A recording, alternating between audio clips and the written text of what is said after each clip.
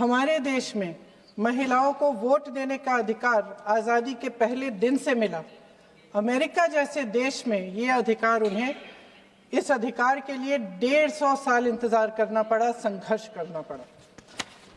हमारे देश की राजनीतिक व्यवस्था में महिला आरक्षण लागू करना भी दुनिया में एक ऐसा ही अनोखा कदम था।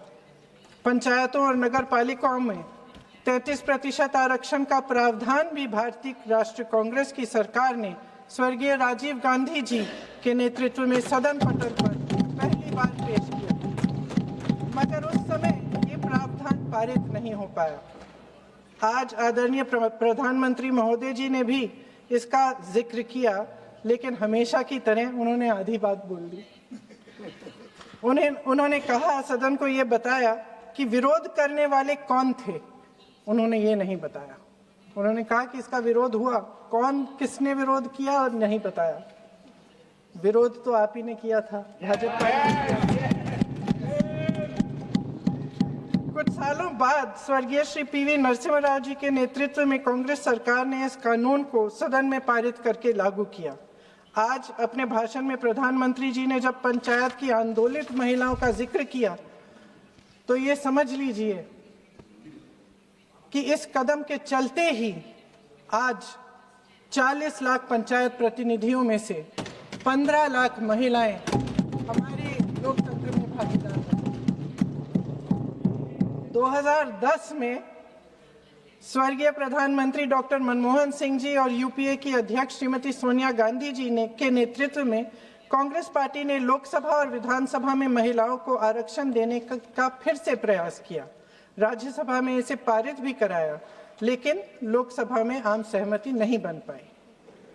2018 में आदरणीय श्री राहुल गांधी जी ने मोदी जी को एक पत्र लिखा और उस पत्र में उन्होंने कहा कि ये महिला का जो आरक्षण है ये 2019 तक लागू हो जाना चाहिए।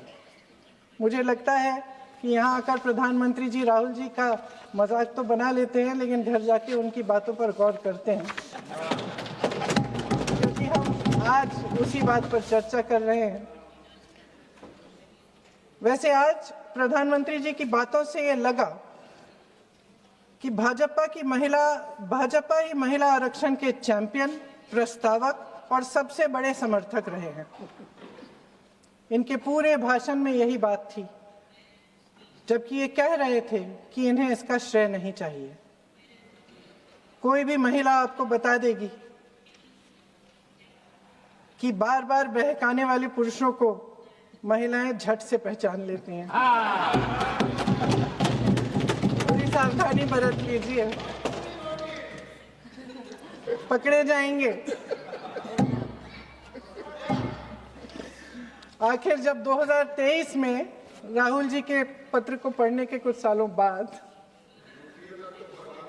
हाँ, उसके बाद पढ़ लिया। आखिर जब 2023 में आदरणीय प्रधानमंत्री नरेंद्र मोदी जी की सरकार ने यह अधिनियम सर्वसहमति से पारित किया, तब भारतीय राष्ट्रीय कांग्रेस ने अपनी विचारधारा के अनुकूल इसका पूरा समर्थन किया। आज भी इसमें कोई शक नहीं होना चाहिए कि भारतीय राष्ट्रीय कांग्रेस महिला आरक्षण के पक्ष में डट कर खड़ी है और खड़ी रहेगी। लेकिन अध्यक्ष महोदय, सच्चाई ये है कि आज की चर्चा दरअसल महिला आरक्षण पर है ही नहीं। जो विधेयक के सरकार ने पेश किया है, उसका प्रारूप हमने पढ़ा, उससे पूरी चर्चा ही बदल गई है। उनकी सरकार के इस विधेयक का सार सुनिए। सबसे पहले इसमें लिखा है कि संसद में महिला आरक्षण 2029 तक लागू होना चाहिए।